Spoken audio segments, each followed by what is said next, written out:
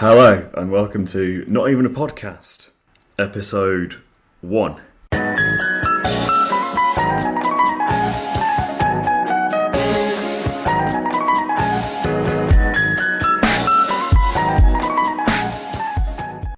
My name is Zach, and the first episode is about touring spoken word, or I guess non-music art forms in a DIY kind of touring structure.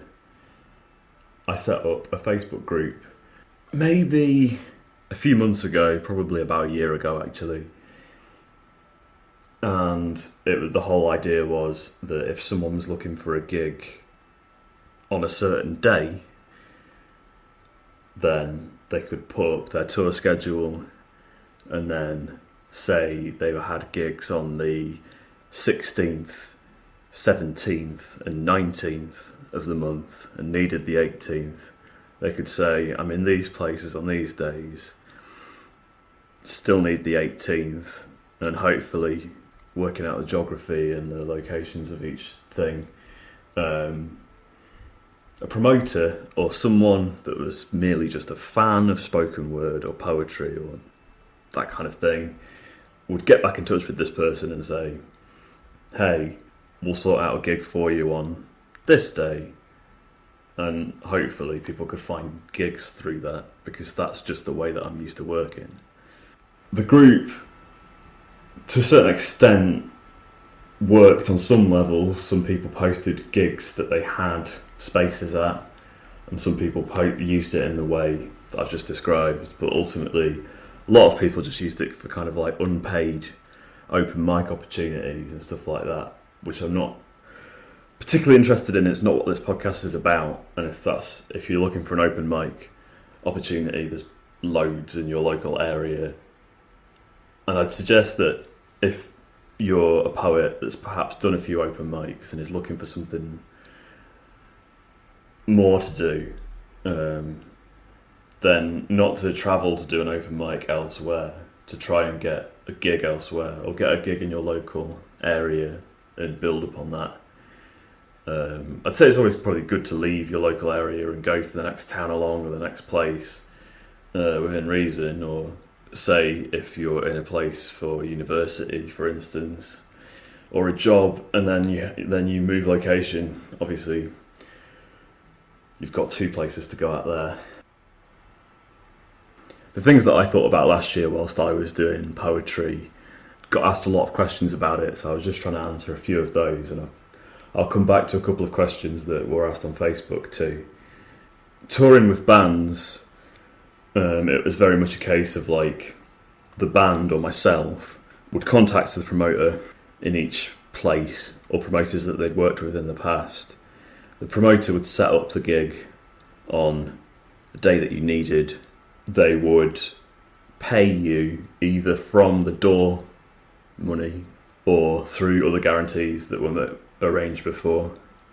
I'd also say that promoters, most of the time, and I'd suggest that promoters should, if where possible, if they can, provide food and a place to stay.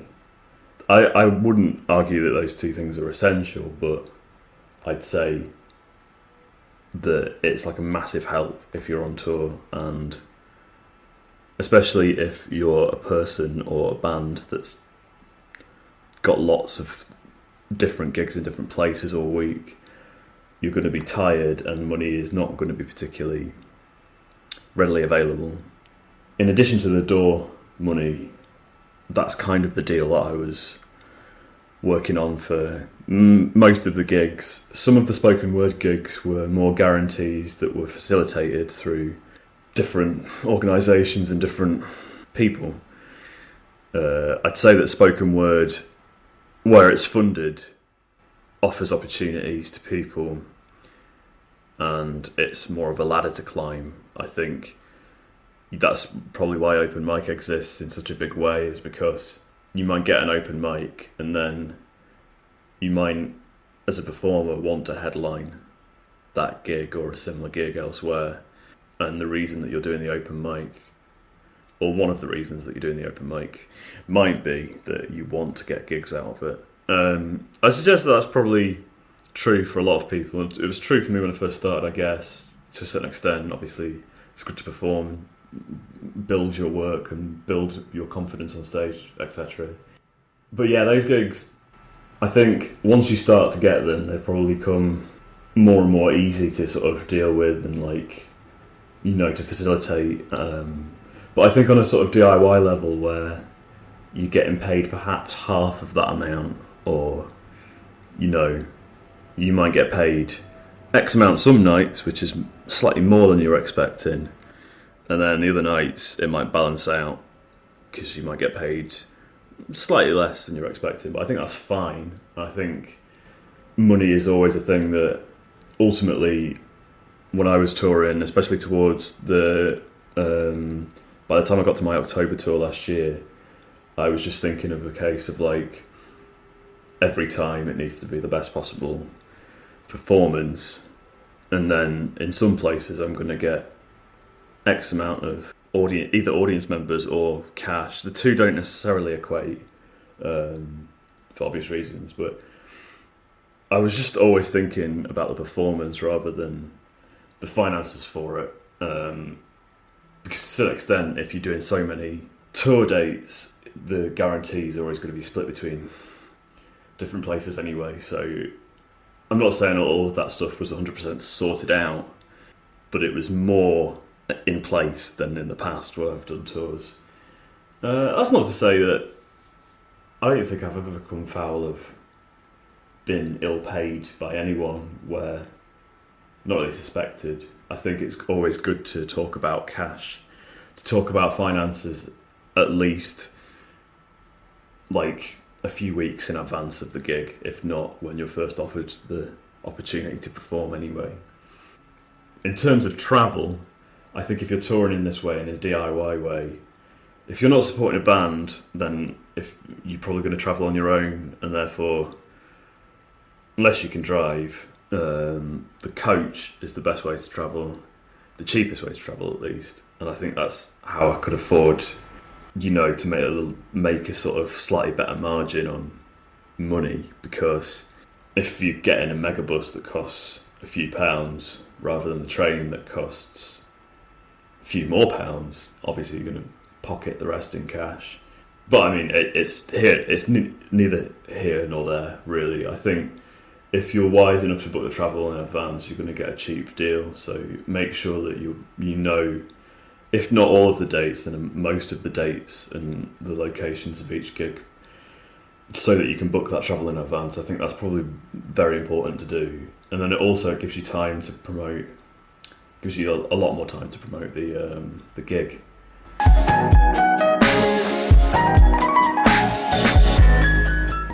I'm going to go to a question now. So on Facebook, Fat Roland asked, how do you know a venue is going to work for you? Well, in terms of spoken word, I think by the time you work solely with a venue, it's either for one of two reasons. Locally, if you hire a venue yourself, I think in essence you become the promoter. The venue might, do a few retweets or share the event online, and they might put your posters up for you or do all of that kind of thing. But I think in essence you are the promotion of your own event in your own town, unless you're working with a local promoter as well.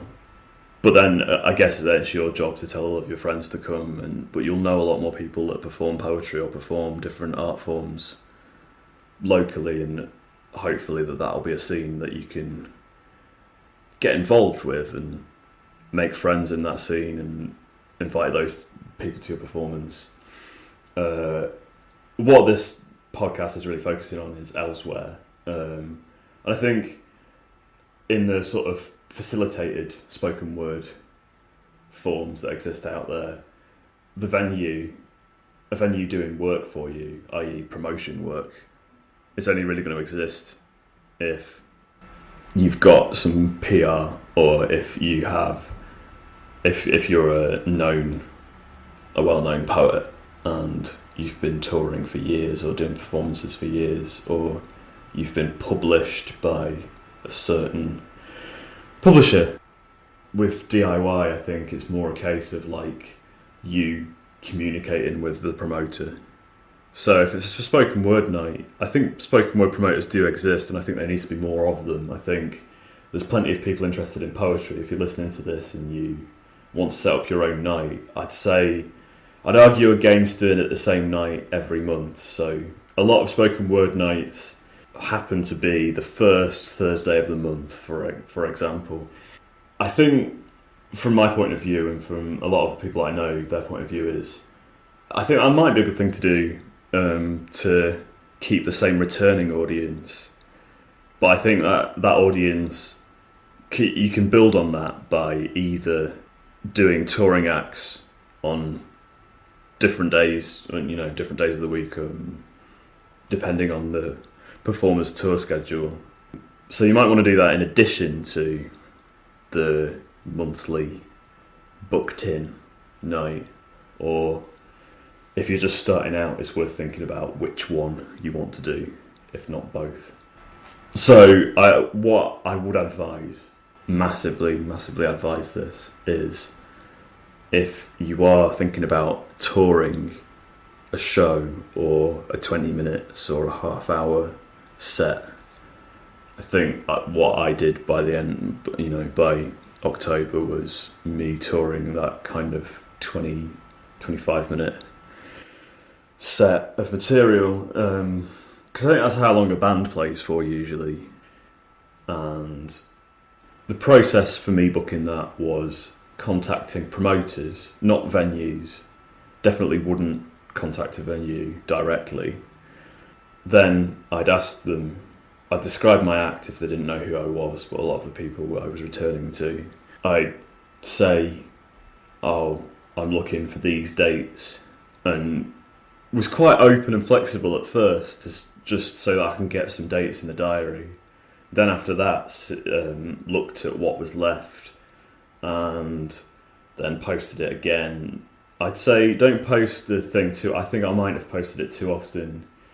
Don't post your touring schedule too often on publicly online, but in private messages to people, especially people that you know and trust in different cities. You can message it to them or email the schedule, and then they can come back to you with hopefully a date that you can perform at. And so then it just becomes the promoter's job to promote the gig in that city, and depending on the art form, depending on what it is, they'll promote to their group of friends or to that audience that they've, fingers crossed, they've captured the local audience, and they'll come to the show. Obviously it's not always that straightforward, but I think a good thing to do is, if you were looking for a venue, for instance, you'd see how many people the venue could seat, where the venue is located, and what type of audience or what type of person will go to that venue in the first place.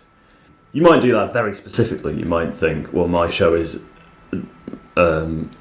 specifically for this demographic of people, and it might be very niche, and so you might look and your remit might be very narrow.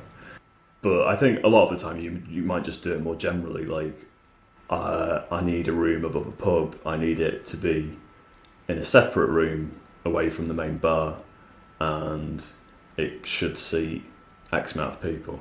I think that's probably more kind of generalised thing.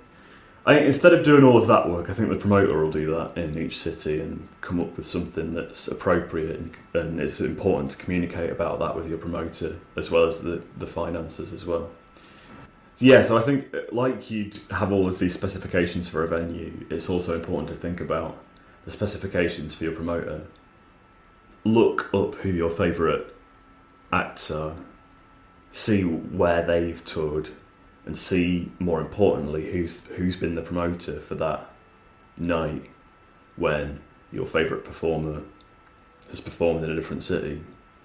if you think that your act is similar to them or in the same kind of field, the same genre, then obviously contact those promoters and say, oh, I've seen that you've had this night on. Or you might not even need to say that. You might just say, oh, I do poetry that's surreal, or I do contemporary spoken word. And then pitch your set, say how long it is, and also just say the touring schedule and maybe a link to the work if they don't already know who you are.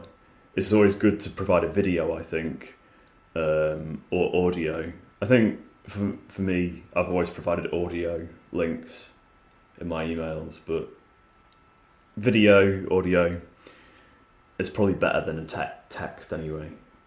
Yeah, so I hope that answers your question.